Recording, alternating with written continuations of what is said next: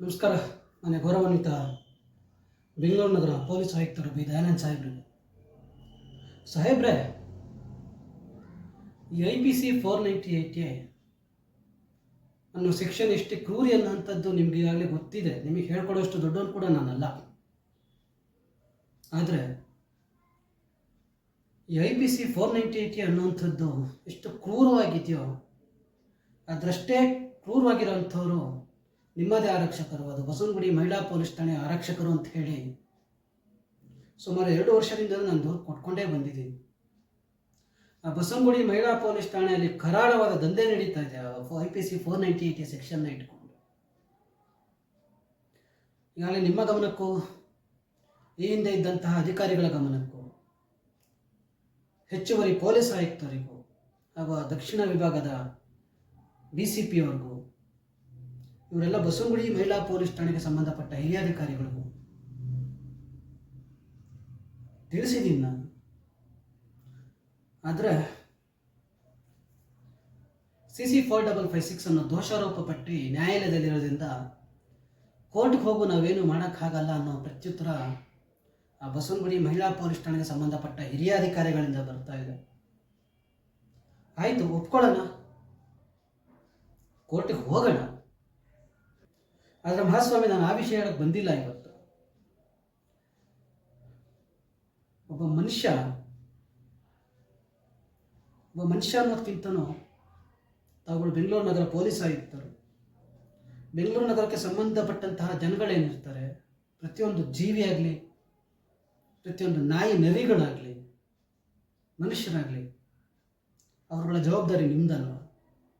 ಅವ್ರನ್ನ ಕಾಯಬೇಕಾದವರು ನೀವಲ್ವ ಮಹಾಸ್ವಾಮಿ, ಬೆಂಗಳೂರು ನಗರ ಪೊಲೀಸ್ ಆಯುಕ್ತರೆ? ಆದರೆ ಈ ಮಾಫಿಯಾ ಏನು ನಡೀತಾ ಇದೆ IPC 498 ಇಟ್ಕೊಂಡು ಆ ಬಸವನಗುಡಿ ಮಹಿಳಾ ಪೊಲೀಸ್ ಠಾಣೆಯಲ್ಲಿ, ಅವರಿಗೆ ಏನಾದರೂ ಸಪ್ರೇಟಾಗಿ ಕಾನೂನು ಏನಾದರೂ ರೂಪಿಸ್ಕೊಟ್ಟಿದ್ದೀರಾ? ಅಥವಾ ನಿಮ್ಮಷ್ಟಕ್ಕೆ ನೀವೇ ಸಪ್ರೇಟಾಗಿ ಕಾನೂನು ಮಾಡ್ಕೊಳ್ಳಿ ಅಂತ ಏನಾದ್ರು ಹೇಳ್ಕೊಟ್ಟಿದ್ದೀರಾ ಗೌರವಾನ್ವಿತ ಬೆಂಗಳೂರು ನಗರ ಪೊಲೀಸ್ ಆಯುಕ್ತರೆ? ಯಾಕೆ ಅರ್ಥ ಆಗ್ತಾ ಇಲ್ಲ? ಆ CC 4556 ದೋಷಾರೋಪ ಪಟ್ಟಿ ಏನಿದೆ, ಅದನ್ನು ಯಾಕೆ ಯಾರು ತರಿಸಿ ನೋಡ್ತಾ ಇಲ್ಲ? ಅದರಲ್ಲಿ ಆಗಿರೋ ಅನ್ಯಾಯ ಎಂಥದ್ದು ಅಂತೇಳಿ ಯಾಕೆ ಯಾರು ಪರಿಶೀಲನೆ ಮಾಡಿ ನೋಡ್ತಾ ಇಲ್ಲ?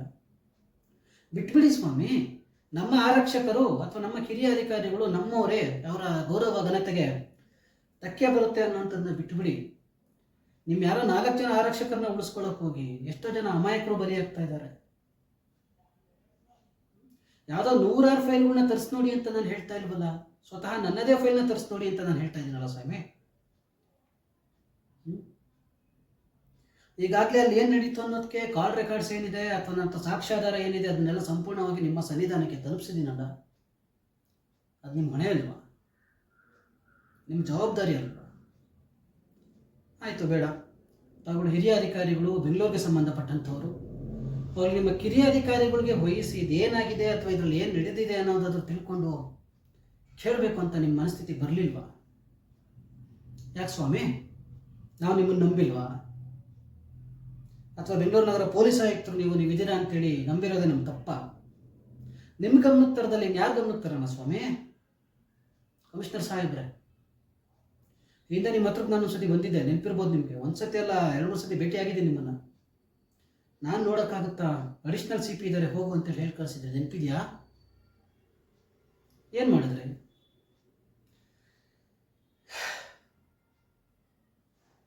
ಎರಡು ನಿಮಿಷ ಏನು ನಡೀತು ಅಂತ ತಿಳಿಸ್ಕೊಡ್ತೀನಿ. ದಯವಿಟ್ಟು ವಿಡಿಯೋನ ಸ್ಕಿಪ್ ಮಾಡಿಬಿಡಿ, ಅಥವಾ ಇವನು ಯಾರೋ ಹೇಳ್ಕೊತಾನೆ ಏನೋ ಹೇಳ್ಕೊಳ್ಳಿ ಬಿಡು ಅಂತೇಳಿ ದಯವಿಟ್ಟು ಮುಂದಕ್ಕೆ ಹಾಕ್ಬೇಡಿ. ಪೂರ್ತಿಯಾಗಿ ವಿಡಿಯೋನ ಗಮನಿಸಲೇಬೇಕು ತಾವುಗಳು. ನಿಮಗಾಗೇ ಈ ಸಂದೇಶ, ನಿಮಗಾಗೇ ಈ ವಿಡಿಯೋ ನೀವು ನೋಡಲೇಬೇಕು ಅಂತಲೇ ನಾನು ತಮ್ಮನೇಲಿ ಕೂಡ ಹಾಕಿದ್ದೀನಿ ಏನು ನಡೆದಿದೆ ಅಂತೇಳಿ. FIR ಏನೋ ದಾಖಲಾಗುತ್ತೆ ಸ್ವಾಮಿ. ಆ ಹೊಲಸ್ತಿನ ಕೆಲಸ ಏನೋ ಮಾಡಿಬಿಟ್ಟಿದ್ದಾರೆ. ಒಂದು FIRಗೆ 2 ಕ್ಲೈಮ್ ನಂಬರ್ ಕೊಟ್ಟಿದ್ದಾರೆ. ಬಿಟ್ಟು ಬಿಡೋಣ, ಅಕಸ್ಮಾತ್ತಾಗಿ ಏನೋ ಆಗ್ಬಿಟ್ಟಿದೆ. ಆದರೆ FIR ಅಲ್ಲಿ ಮೊದಲೇನು ಒಂದು ಬೆಂದು ಹೋಗಿರ್ತಾರೆ, ಅದು ಸುಳ್ಳೋ ಸತ್ಯನ ಗೊತ್ತಿರೋದಿಲ್ಲ. FIR ಆಗಿದೆ ಅಂತೇಳಿ ಠಾಣೆಗೆ ಹೋಗಿ FIR ನೋಡಿದ್ರೆ ಆರೋಪಿತರ ತಂದೆ ಲೇಟ್ ಅಂತ ನಮೂದಿಸಿರ್ತಾರ. ಪ್ರತಿಯೊಬ್ಬರಿಗೂ ಹೀಗೆ ನಾವು ಮಾಡೋದು. ನಿಮ್ಮ ಆರಕ್ಷಕರು ಅಂದರೆ ಪ್ರಾಯಶಃ ತಪ್ಪಾಗ್ಬೋದು, ನಾನು ನೇರವಾಗಿ ಮೆನ್ಷನ್ ಮಾಡ್ತಾ ಇದ್ದೀನಿ. ಬಸವನಗುಡಿ ಮಹಿಳಾ ಪೊಲೀಸ್ ಠಾಣೆಯಲ್ಲಿ ಹೀಗೆ ನಾವು ಮಾಡುವಂಥದ್ದು. IPC 498A ಅಂದ ಮಾತ್ರಕ್ಕೆ ಆರೋಪಿತರ ತಂದೆ ಏನಿರ್ತಾರೆ ಅವ್ರನ್ನೆಲ್ಲರೂ ಲೇಟ್ ಅಂತಲೇ ನಮೂದಿಸದ? ಯಾರು ಹೇಳಿದ್ದೀಗ ಮಾಡೋಕ್ಕೆ? ನಿರ್ದೇಶನ ಕೊಟ್ಟವ್ರು ಯಾರು? ಅಥವಾ ಹೀಗೆ ಮಾಡಬೇಕು ಅಂತೇಳಿ ಯಾವುದಾದ್ರೂ ಕಾನೂನಿನ ದಂಡ ಸಮಿತಿಯ ಪುಸ್ತಕ ಏನಿದೆ ಅದರಲ್ಲಿ ಏನಾದ್ರು ಮೆನ್ಷನ್ ಆಗಿದೆಯಾ? ಇನ್ನು ಎರಡನೇದಾಗಿ ಕಮಿಷನರ್ ಸಾಹೇಬ್ರೆ, ಸ್ಥಳ ಮಹಜರ್, ಕೃತ್ಯ ನಡೆದ ಸ್ಥಳ, ನನಗೆ ತಿಳಿದ ಮಟ್ಟಿಗೆ ನಿಮ್ಮ ಪೊಲೀಸ್ನವರೇ ಕಳಿಸಿರೋ ಪಾಠದಂತೆ ನಿಮ್ಮ ಪೊಲೀಸ್ನವ್ರು ಏನು ಅನ್ಯಾಯ ಮಾಡಿದ್ದಾರೆ ಅದು ಯಾರಿಗೂ ಆಗಬಾರ್ದು ಅಂತ ನಾನು ತಿಳ್ಕೊಂಡು ಮಟ್ಟಿಗೆ ಸ್ಥಳ ಮಹಜರ್ ಅಂದರೆ ಕೃತ್ಯ ಏನು ನಡೆದಿರುತ್ತೆ ಆ ಸ್ಥಳಕ್ಕೆ ಹೋಗಿ ಯಾವುದನ್ನು ಹೊಡೆದ ಅಥವಾ ಎಲ್ಲಿ ಹೊಡೆದ, ಏನು ತಗೊಂಡು ಎಲ್ಲಿಗೆ ಚಿಚ್ಚದ, ಎಲ್ಲಿ ರಕ್ತ ಬಂತು, ನೀನು ಎಲ್ಲಿ ಬಿದ್ದೆ, ಜಾಗ ತೋರ್ಸಮ್ಮ ಅಂತ ಕರ್ಕೊಂಡು ಹೋಗ್ತಾರೆ. ಹೌದಾ ಸ್ವಾಮಿ? ಪೊಲೀಸ್ನವ್ರು ಬಂದಿರೋ ಸಾಕ್ಷಿಗೆ ಆ ಅಕ್ಕಪಕ್ಕದ ಮನೆಯವರು ಅಥವಾ ಕೆಳಗಡೆ ಮನೆಯವರು, ಮೇಲ್ಗಡೆ ಮನೆಯವರು ಅಥವಾ ಅಲ್ಲಿ ದಾರಿಲಿ ಹೋಗ್ತಿದ್ದವ್ರಿಗೂ ಕರೆದು ಪಂಚನಾಮೆ ಹಾಕಪ್ಪ ನಾವು ಬಂದಿದ್ದೀವಿ ಅಂತೇಳಿ ಬಳಸ್ಕೊಳ್ತಾರೆ. ನಂಗೆ ತಿಳಿದಿದ್ದಿಷ್ಟು. ಹೌದಾ ಸ್ವಾಮಿ? ಆದರೆ ಇವರು ಮೊದಲೇ ಸುಳ್ಳು ಕಂಪ್ಲೇಂಟ್ ಅಂತೇಳಿ ಸಾಕ್ಷ್ಯಾಧಾರಗಳೇನಿದೆ ಅದೆಲ್ಲ ಸಲ್ಲಿಸಿರ್ತೀನಿ ಅಂತ ಅವ್ರ ಸಂಬಂಧಿಕರನ್ನೇ ಕರೆಸ್ಕೊಂಡು ಸ್ಥಳ ಮಹಜರ್ ಮಾಡಿದ್ದೀವಿ ಅಂತೇಳಿ ಸ್ಥಳ ಮಹಜರ್ ಮಾಡ್ಕೊಂಡು ಹೋಗ್ತಾರೆ. ಕೃತ್ಯ ನಡೆದ ಸ್ಥಳ ಮುಖ್ಯ ಬಾಗಿಲು ಪೂರ್ವ ದಿಕ್ಕಿಗೆ ಇರ್ತದೆ, ಸದರಿ ಮನೆ ಬಾಗಿಲು ಬೀಗ ಹಾಕಿರುತ್ತದೆ. ಸ್ವಾಮಿ, ಅವ್ರು ಬರ್ಕೊಂಡಿರೋಂಥದ್ದು ಇಂಥದ್ದು CC 4556 ದೋಷಾರೋಪ ಪಟ್ಟಿ. ಆದರೆ ಮನೆಯ ಮುಖ್ಯ ಬಾಗಿಲು ಏನಿರುತ್ತೆ ಅದು ಉತ್ತರ ದಿಕ್ಕಿಗಿರುತ್ತೆ. ಈಗ ನೀವೇ ಹೇಳಿ, ಸ್ಥಳ ಮಹಜರ್ ಮಾಡೋಕ್ಕೆ ಸ್ಥಳಕ್ಕೆ ಬಂದೇ ಸ್ಥಳ ಮಹಜರ್ ಮಾಡಿದಾರ ಅಥವಾ ಅಲ್ಲೇ ಕೂತ್ಕೊಂಡು ಬರ್ಕೊಂಡಿದಾರ? ನೀವೇ ಹೇಳಬೇಕು ಮನೆ ಗೌರವಾನ್ವಿತ ಕಮಿಷನರ್ ಸಾಹೇಬ್ರೆ. ನಮ್ಮ ಮೂರನೇದೆ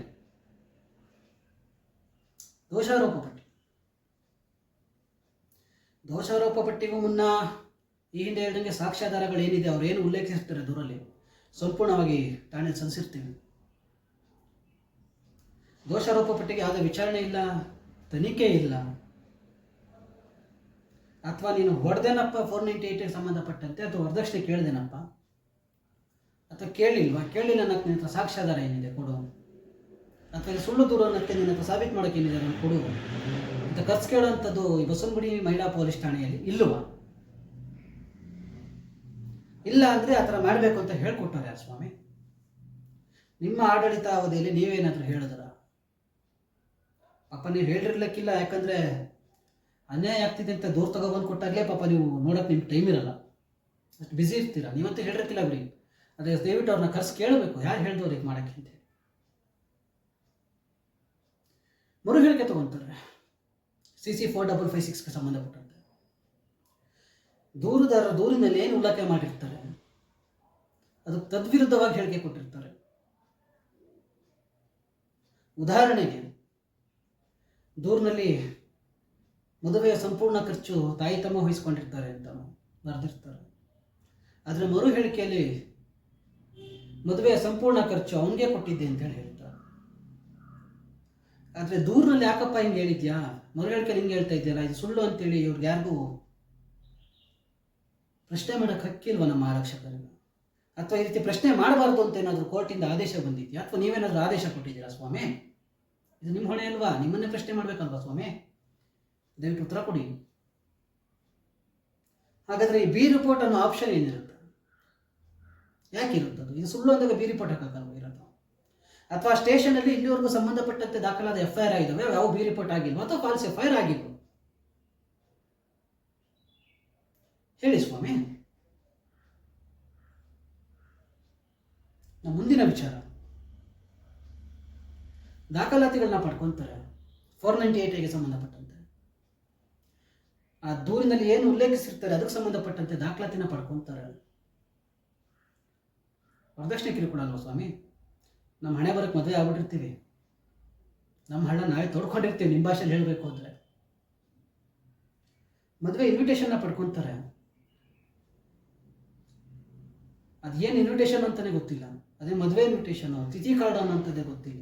ಅದನ್ನು ನೋಡಿದಾಗಾದ್ರೂ ಇದರಲ್ಲಿ ಮದುವೆ ಚೌಟ್ರಿ ಹೆಸರೇ ಇಲ್ವಲ್ಲಮ್ಮ, ಎಲ್ಲಿ ಮದುವೆ ಆದೆ ನೀನು ಅಂತೇಳಿ ಕೇಳಲೇ ಇಲ್ಲ. ಅದನ್ನು ಕೇಳಬಾರ್ದು ಅಂತ ಏನಾದ್ರು ಆದೇಶ ಇದೆಯಾ ಸ್ವಾಮಿ? ಇದೇ ಥರ ಕಾನೂನು ಏನಾದರೂ ಬಸವನಗುಡಿ ಮಹಿಳಾ ಪೊಲೀಸ್ ಠಾಣೆಗೆ ಇದೆಯಾ? ಮುಂದಿನದು ಸಾಕ್ಷಿ ಹೇಳಿಕೆ ಪಡ್ಕೊತಾರೆ. ಸಾಕ್ಷಿ ಹೇಳಿಕೆಯಲ್ಲಿ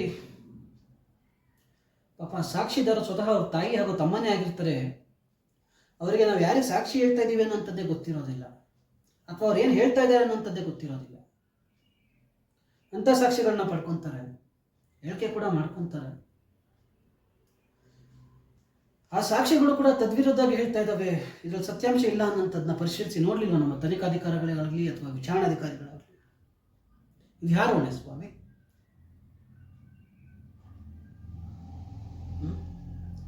ಸ್ವಾಮಿ, ನನಗೆ ತಿಳಿದ ಮಟ್ಟಿಗೆ ಅಥವಾ ನನ್ನ ತಂದೆ ತಾಯಿಗಳು ಹೇಳ್ಕೊಟ್ಟಿದ್ದ ಬುದ್ಧಿ ಮಟ್ಟಿಗೆ ರಾಮನು ಕಾಡಿಗೆ ಹೋದ, ರಾಮನು ಕಾಡಿಗೆ ಏಕೆ ಹೋದ ಅಂತ ಮಾತ್ರ ಪ್ರಶ್ನೆ ಇರುತ್ತೆ ಸ್ವಾಮಿ. LKG ಇಂದ ಹಿಡಿದು IPS ಪಾಸ್ ಆಗೋವರೆಗೂ ಪ್ರಶ್ನೆ ಹಾಗೆ ಇರೋದಲ್ವ, ರಾಮನು ಕಾಡಿಗೆ ಯಾಕೆ ಹೋದ? ಅಧಿಕಾರಿಗಳು, ಉನ್ನತ ಮಟ್ಟದ ಅಧಿಕಾರಿಗಳು, ತನಿಖಾಧಿಕಾರಿಗಳು, ವಿಚಾರಣಾಧಿಕಾರಿಗಳು ಅವ್ರು ಪ್ರಶ್ನೆ ಮಾಡೋಕ್ಕೆ ಇರೋದಲ್ವ ತನಿಖೆ ವಿಚಾರಣೆ ಅಂದಮೇಲೆ. ಉತ್ತರ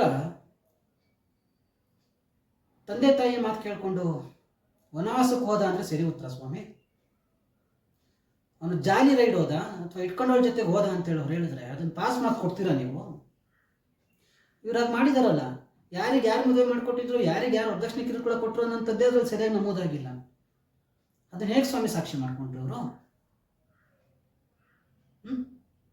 ಯಾವ ನ್ಯಾಯಾಲಯ ಹೇಳ್ತೀವಿ ಅವ್ರಿಗೆ ಗೀತೆ ಮಾಡಬೇಕು ಅಂತೇಳಿ? ಅಥವಾ ಯಾವ ಹಿರಿಯ ಅಧಿಕಾರಿಗಳು ಹೇಳಿದ್ರು? ನೀವೇನಾದರೂ ಹೇಳಿದ್ರ ಸ್ವಾಮಿ? ನೀವೇನು ಫ್ರೀ ಟೈಮಲ್ಲಿ ಇದ್ದಾಗ ನೀವೇನಾದರೂ ಹೇಳಿದ್ರ? ದಯವಿಟ್ಟು ಕರೆದು ಕೇಳಬೇಕು, ಉತ್ತರ ಬೇಕು ನನಗೆ. ಹೆಚ್ಚಿನದಾಗಿ ವಯಸ್ಸು ನಮೂದು ಮಾಡ್ತಾರೆ. ಆರೋಪಿತರ ವಯಸ್ಸು, ಸಾಕ್ಷಿದಾರರ ವಯಸ್ಸು, ದೂರದಾರರ ವಯಸ್ಸು. ದಯವಿಟ್ಟು ಪಾಠ ಮಾಡ್ತಾ ಇದ್ದೀನಿ ಅಂತೇಳಿ ದಯವಿಟ್ಟು ಅನ್ಕೋಬೇಡಿ. ಬಸವನಗುಡಿ ಮಹಿಳಾ ಪೊಲೀಸ್ ಠಾಣೆ ಪಾಠ ಖಂಡಿತವಾಗ್ಲೂ ಮಾಡ್ತೀನಿ, ಯಾಕಂದರೆ ನನಗಾಗಿದ್ದ ನ್ಯಾಯ ಯಾರಿಗೂ ಆಗಬಾರ್ದು. ಆದರೆ ನಿಮಗೆ ನಾನು ಪಾಠ ಮಾಡ್ತಾ ಇದ್ದೀನಿ ಅಂತ ಅನ್ನಿಸ್ಬಾರ್ದು. ಆ ಕಾರಣಕ್ಕೆ ನಾನು ಕೈ ಮುಗಿದು ಮನವಿ ಮಾಡ್ತಾ ಇದ್ದೀನಿ. ದೂರುದಾರರಿಗೆ 29 ವರ್ಷ ಆಗುತ್ತೆ. ಆ ದೂರಿಗೆ ಸಂಬಂಧಪಟ್ಟಂತೆ ಸಾಕ್ಷಿ ಹೇಳಕ್ಕೆ ಬಂದವರು ಆ ದೂರುದಾರರ ಅಣ್ಣನೇ ಆಗಿದ್ರು ಕೂಡ 27 ವರ್ಷ ಆಗುತ್ತೆ. 29 ವರ್ಷದ ತೆಂಗಿಗೆ 27 ವರ್ಷದ ಅಣ್ಣ ಹೇಗೆ ಹುಡ್ತಾರೆ ಸ್ವಾಮಿ? ಈ ರೀತಿ ಉಲ್ಟಾ ನಮೂದು ಮಾಡಬೇಕು ಅಂತೇಳಿ ಎಲ್ಲರೂ ಆದೇಶ ಇದೆಯಾ, ನಿರ್ದೇಶನ ಇದೆಯಾ? ಹೇಳಿ ಕಮಿಷನರ್ ಸಾಹೇಬ್ರೆ, ಇದು CC 4556 ದೋಷಾರೋಪ ಪಟ್ಟಿಯಲ್ಲಿ ನಡೆದಂತಹ ದುಷ್ಕಾರ್ಯಗಳು ಲಂಚ ತಿಂದು ಮಾಡಿದರೋ ಅಥವಾ ಯಾರು ದೂರುದಾರರು ಏನಿರ್ತಾರೆ ಅವ್ರನ್ನೇನಾದ್ರು ವೈಯಕ್ತಿಕ ವಿಚಾರಕ್ಕೆ ಇವರು ಬಳಸ್ಕೊಂಡ್ರು, ಮಧುಗಿರಿಲಿ DSP ಅವರು ಮಾಡಿದ್ರಲ್ಲ ಆ ರೀತಿ ಏನಾದ್ರು ಬಳಸ್ಕೊಂಡ್ರು, ಅದು ನನಗೆ ಗೊತ್ತಿಲ್ಲ ಸ್ವಾಮಿ. ಬಸವನಗುಡಿ ಮಹಿಳಾ ಪೊಲೀಸ್ ಠಾಣೆಯಲ್ಲೇ ಬಳಸ್ಕೊಂಡ್ರು ಅಥವಾ ಸಂಬಂಧಪಟ್ಟ ಹಿರಿಯ ಅಧಿಕಾರಿಗಳು ಏನಾದ್ರು ಅವ್ರ ಮನೆಗೆ ಕರ್ಕೊಂಡೋಗಿ ವೈಯಕ್ತಿಕ ವಿಚಾರಕ್ಕೆ ಬಳಸ್ಕೊಂಡ್ರು, ಅದು ನನಗೆ ಗೊತ್ತಿಲ್ಲ. ಅದು ನನಗೆ ಸಂಬಂಧ ಇಲ್ಲದ ವಿಚಾರ. ತುಂಬ ನೋವಲ್ಲಿ ಹೇಳ್ತಾ ಇದ್ದೀನಿ ಮಾತನ್ನ. ಆದರೂ ಕೂಡ ಒಂದು ಮಟ್ಟಿಗಾದರೂ ಎಲ್ಲಿದೆ ಸ್ವಾಮಿ ಸತ್ಯ, ಎಲ್ಲಿದೆ ಸ್ವಾಮಿ ನ್ಯಾಯ? ಇದನ್ನು 498A ಮಾಫಿಯಾ, 498A ಕರಾಳ ದಂಧೆ ಅಂದಲ್ಲಿ ಇನ್ನೇನಂತಾರೆ ಸ್ವಾಮಿ ಕಮಿಷನರ್ ಸಾಹೇಬ್ರೆ? ಇಷ್ಟೆಲ್ಲ ದುಷ್ಕಾರ್ಯಗಳು ಮಾಡಿದ್ರು ಕೂಡ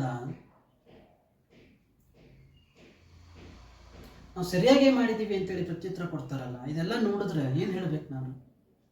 ಇದಕ್ಕೆ ಹಿರಿಯ ಅಧಿಕಾರಿಗಳ ಆದೇಶದಂತೆ ಇವರು ಈ ರೀತಿ ಮಾಡ್ತಾ ಇದ್ದಾರೆ ಅನ್ಕೋಬೇಕು, ಅಥವಾ ಮಾನ್ಯ ಬೆಂಗಳೂರು ನಗರ ಪೊಲೀಸ್ ಆಯುಕ್ತರಾದ ನಿಮ್ಮ ನಿರ್ದೇಶನದಂತೆ ಇವರು ಮಾಡ್ತಾ ಇದ್ದಾರೆ ಅನ್ಕೋಬೇಕು, ಅಥವಾ ಸಂಬಂಧಪಟ್ಟ ದಕ್ಷಿಣ ವಿಭಾಗದ DCP ಅವರು ಅಥವಾ ACP ಅವರ ನಿರ್ದೇಶನದಂತೆ ಹೀಗೆ ಮಾಡಿದ್ದಾರೆ ಅನ್ಕೋಬೇಕು. ಏನು ಅನ್ಕೋಬೇಕು ಸ್ವಾಮಿ? ಈಗ ಹೊಣೆ ಯಾರು? ಅನ್ಯಾಯ ಆಗಿದೆ, ಈ ರೀತಿ ಸುಳ್ಳು ಮಾಡಿದ್ದಾರೆ ಅಂತೇಳಿ ನಿಮ್ಮ ಸನ್ನಿಧಾನಕ್ಕೂ ದಕ್ಷಿಣ ವಿಭಾಗದ DCP ಕಚೇರಿಗೂ ಮನೆ ಗೌರವಾನ್ವಿತ DGP ಸಾಹೇಬರಿಗೂ ದೂರು ಕೊಟ್ಟರೆ ಕೋರ್ಟಲ್ಲಿದೆ ಅನ್ನೋ ಉಡಾಫೆ ಉತ್ತರ ಮಾತ್ರ ಬಂದಿದೆ.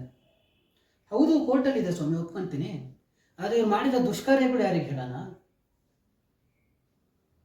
ನಿಮ್ಮ ಗಮನಕ್ಕೆ ತಂದರೂ ಕೂಡ ಇಷ್ಟೆಲ್ಲ ನ್ಯೂನ್ಯತೆಗಳು ಇಟ್ಕೊಂಡು ಕೋರ್ಟಲ್ಲಿದೆ ಅಂತ ಯಾವ ಬಾಯಲ್ಲಿ ಹೇಳ್ತೀರಾ ಸ್ವಾಮಿ ಗೌರವಾನ್ವಿತ ಬೆಂಗಳೂರು ನಗರ ಪೊಲೀಸ್ ಆಯುಕ್ತರೇ? ಕ್ರಮ ಏನು ಇವ್ರ ವಿರುದ್ಧ?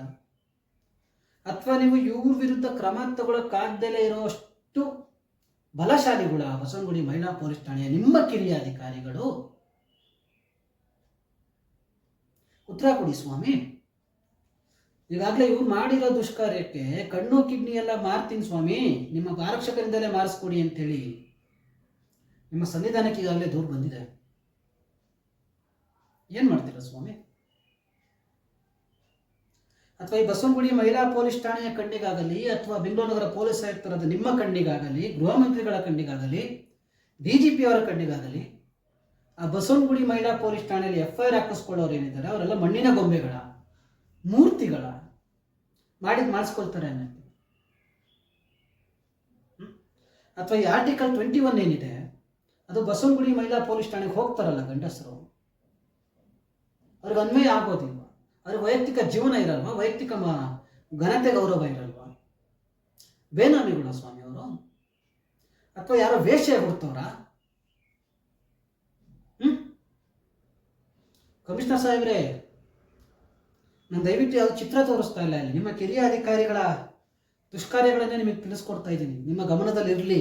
ಯಾಕಂದ್ರೆ ಇದೇ ವಿಡಿಯೋನ ನಾಳೆ ನಾನು ತಗೊಂಡೋಗಿ ಕೋರ್ಟಲ್ಲಿ ಇಟ್ಟರು ಕೂಡ ನಾನು ಕಮಿಷನರ್ ಸಾಹೇಬ್ರ ಗಮನಕ್ಕೆ ತಂದಿದ್ದೆ ಅನ್ನೋಂಥದ್ದು ನಾನು ತಿಳಿಸ್ಲೇಬೇಕಲ್ವಾ? ಹೇಳಿ ಸ್ವಾಮಿ, ಏನು ಕ್ರಮ ತಗೊಂತೀರಾ? ಅವ್ರನ್ನ ಸಸ್ಪೆಂಡ್ ಕೂಡ ಮಾಡೋಕ್ಕಾಗ್ತಾ ಇಲ್ಲ ನಿಮ್ಗಳ ಕೈಲಿ. ನಿಮ್ಮ ಗುಳು ಅನ್ನೋದಕ್ಕಿಂತನೂ ನಿಮ್ಮ ಕೈಲಿ ಸ್ವಾಮಿ. 60 ರಿಂದ 70 ಬಾರಿ ಲಿಖಿತ ರೂಪದಲ್ಲಿ ದೂರು ಕೊಟ್ಟಿದ್ದೀನಿ, ಸಾಮಾಜಿಕ ಜಾಲತಾಣದಲ್ಲಿ ದೂರು ಕೊಟ್ಟಿದ್ದೀನಿ, ನಿಮ್ಮ ವೈಯಕ್ತಿಕ ವಾಟ್ಸಪ್ ಸಂಖ್ಯೆ ದೂರು ಮಾಡಿದ್ದೀನಿ. ಏನು ಸ್ವಾಮಿ? ಸ್ವಾಮಿ, ನಾನು ಕೇಳ್ಕೊಳ್ತಾ ಇರೋದಿಷ್ಟೇ, ಆ ದೋಷಾರೋಪ ಪಟ್ಟಿಯಲ್ಲಿ ಏನು ದುಷ್ಕಾರ್ಯಗಳು ನಡೆದಿದೆ ಅದನ್ನೆಲ್ಲ ತಿಳಿಸಿದ್ದೀನಿ. ಇದ್ರ ಮೇಲೆ ನಿಮಗೆ ನ್ಯಾಯ ಒದಗಿಸೋಕ್ಕಾಗಿಲ್ಲ ಅಂತಂದರೆ ನಿಮ್ಮ ಟಪಾಲ್ ಸೆಕ್ಷನ್ ಏನಿದೆ ಆ ದೂರನ್ನು ಕೊಟ್ಟು ಸೀಲ್ ಹಾಕ್ಸ್ಕೊಂತೀವಲ್ಲ, ಅದ್ರ ಪಕ್ಕದಲ್ಲಿ ಸ್ವಲ್ಪ ಜಾಗ ಇರಬೇಕು, ನೋಡಿರ್ಬೇಕು ನೀವು. ಅಲ್ಲೊಂದು ಹಾಳು ಬಾವಿ ತೋಡಿಸ್ಬಿಡಿ, ಬಂದು ಬಿದ್ದು ಸಾಯಿರಪ್ಪ ಅಲ್ಲಿ. ಯಾಕೆ ಸ್ವಾಮಿ ಕ್ರಮ ಯಾಕಿಲ್ಲ? ಅವ್ರ ವಿರುದ್ಧ ಕ್ರಮ ಜರುಗಿಸಕ್ಕಾಗಲ್ಲ ಅನ್ನೋಷ್ಟು ಬಲಶಾಲಿಗಳ, ಅವ್ರೇನು ರಾಜಕಾರಣಿಗಳ ಅಥವಾ ಪ್ರಧಾನಮಂತ್ರಿಗಳ? ಅವರು ಕಿರಿಯ ಅಧಿಕಾರಿನ ಅಥವಾ ಅವ್ರ ಮುಂದೆ ನೀವು ಕಿರಿಯ ಅಧಿಕಾರಿನ? ಮನೆ ಗೌರವಾನ್ವಿತ ಬೆಂಗಳೂರು ನಗರ ಪೊಲೀಸ್ ಆಯುಕ್ತರು ಬಿ ದಯಾನಂದ್ ಸರ್ ಅವರೇ, ಉತ್ತರ ಕೊಡಿ. ಆ ದಕ್ಷಿಣ ವಿಭಾಗದ ಹಿರಿಯ ಪೊಲೀಸ್ ಅಧಿಕಾರಿಗಳೇನಿದ್ದಾರೆ ಅವರು ಆ ಬಸವನಗುಡಿ ಮಹಿಳಾ ಪೊಲೀಸ್ ಠಾಣೆ ನಮಗೆ ಸಂಬಂಧನೇ ಇಲ್ಲ ಅನ್ನೋ ರೀತಿಯಲ್ಲಿ ವರ್ತಿಸ್ತಾರೆ. ಕೋರ್ಟ್ಗೆ ಹೋಗಿ ಹೇಳೋಗಿ ಏನು ಮಾಡೋಕ್ಕಾಗತ್ತೆ ಅಂತ ಹೇಳ್ತಾರೆ. ಎಷ್ಟೋ ಗಂಡಸರು ಆ ಬಸವನಗುಡಿ ಮಹಿಳಾ ಪೊಲೀಸ್ ಠಾಣೆಯಿಂದ ಬದುಕಿದ್ದು ಸತ್ತಂಗಾಗೋಗಿದ್ದಾರೆ. ನಿಮಗೆ ಗೊತ್ತಿಲ್ವಾ? ಈ ಸುಳ್ಳು 498ಗೆ ಏನು ದೂರ ದಾಖಲಾಗುತ್ತೆ, ಅವರು ಸಂಪೂರ್ಣವಾಗಿ ಯಾರು ವೃತ್ತಿಯಲ್ಲಿ ತೊಡಗಿರ್ತಾರೆ ಅಂತ, ಅಥವಾ ಅವ್ರು ನಡೆಸೋವಂಥದ್ದು ಏನೇನಿದೆ ಅನ್ನೋಂಥದ್ದು ನಿಮಗೆ ಗೊತ್ತಿಲ್ವಾ? ಕಂಪ್ಲೇಂಟ್ ನೋಡಿದ ತಕ್ಷಣ ಗೊತ್ತಾಗುತ್ತಲ್ಲ ಸ್ವಾಮಿ. ನೀವು ಉನ್ನತ ಮಟ್ಟ ಅಧಿಕಾರಿಗಳಾದ ನಿಮಗೆ ಆ ಕಂಪ್ಲೇಂಟ್ ನೋಡಿದ ತಕ್ಷಣ ಗೊತ್ತಾಗಲ್ವಾ ಇದು ಸುಳ್ಳು ಸತ್ಯ ಅಂತ ಹೇಳಿ? ತನಿಖಾಧಿಕಾರಿಗಳು, ವಿಚಾರಣಾಧಿಕಾರಿಗಳು ಅವರಿದು ನೋಡಿದ್ರು ಇಷ್ಟೆಲ್ಲ ನ್ಯೂನ್ಯತೆಗಳಿದ್ರು ಕೂಡ ನಾವು ಮಾಡಿದ ತನಿಖೆಯಿಂದ ಆರೋಪ ದೃಢಪಟ್ಟಿದೆ ಅಂತೇಳಿ ಬರ್ಕೊಂಡು ಕಳಿಸ್ತಾರೆ ಅಂತಂದ್ರೆ ಅವ್ರು ನೀನು ಎಷ್ಟು ಜನಕ್ಕೆ ಹೀಗೆ ಮಾಡಿರ್ಬೋದು ಮನೆ ಗೌರವಾನ್ವಿತ ಕಮಿಷನರ್ ಸಾಹೇಬ್ರೆ? ಆದರೂ ಇವ್ರ ವಿರುದ್ಧ ಕ್ರಮ ಯಾಕಿಲ್ಲ? ನಿಮ್ಮ ಕೈಲಿ ಯಾಕೆ ಕ್ರಮ ತಗೊಳಕ್ಕಾಗ್ತಿಲ್ಲ? ನೀವು ಸೋತ್ ಹೋದ್ರ?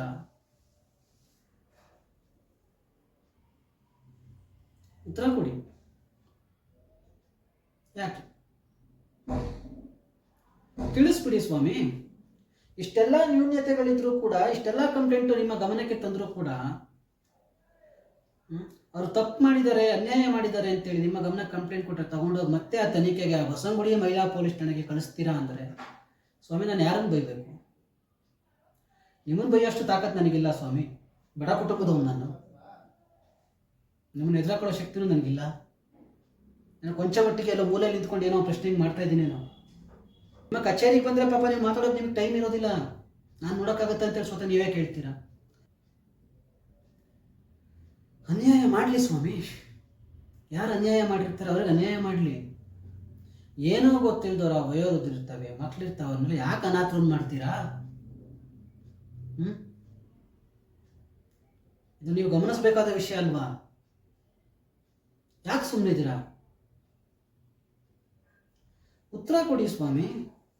29 ವರ್ಷದ ತಂಗಿ 27 ವರ್ಷದ ದಂಡ ಹೆಂಗ್ ಕೊಡ್ತಾನೆ ಸ್ವಾಮಿ? ಅದರಲ್ಲೂ ಕೂಡ ನಾವು ಮಾಡಿದ ತನಿಖೆಯಿಂದ ಆರೋಪ ದೃಢಪಟ್ಟಿದೆ. ಇದ್ರ ಮೇಲೆ ಇನ್ನು ಎಷ್ಟು ಮಟ್ಟಿಗೆ ಅವ್ರು ತನಿಖೆ ಮಾಡಿದ್ದಾರೆ ಅಂತೇಳಿ ಬೆಂಗಳೂರು ನಗರ ಪೊಲೀಸ್ ಆಯುಕ್ತರು ನೀವೇ ನನಗೆ ಉತ್ತರ ಕೊಡಬೇಕು. ನಾನು ಕೇಳ್ಕೊಳ್ಳೋದಿಷ್ಟೇ, ದಯವಿಟ್ಟು ಅವ್ರನ್ನ ಅಮಾನತ್ ಮಾಡಿ ನ್ಯಾಯ ಕೊಡಿಸಿ ಅಂತ ನಾನು ಕೇಳೋದಿಲ್ಲ. ನ್ಯಾಯ ಕೊಡ್ಸೋಕ್ಕಾಗೋದಿಲ್ಲ ಅನ್ನೋಂಥದ್ದು ನನಗೆ ಚೆನ್ನಾಗಿ ಗೊತ್ತಿದೆ, ಯಾಕಂದರೆ ಅದು ನ್ಯಾಯಾಲಯದಲ್ಲಿದೆ. ಇನ್ನು ಮುಂದಕ್ಕೆ ಈ ರೀತಿ ಅನ್ಯಾಯ ಆಗ್ದಲೇ ಇರೋ ಹಾಗೆ ತಡೆಯೋ ತಾಕತ್ತಂತ ನಿಮಗಿದೆ ಅಂತ ನಾನು ಭಾವಿಸ್ತೀನಿ. ಆ ಕಾರಣಕ್ಕಾಗಿ ಅವ್ರನ್ನ ತಡೆಯಿರಿ, ಅಮಾನತ್ ಮಾಡಿ ಮನೆಗೆ ಕಳಿಸಿ.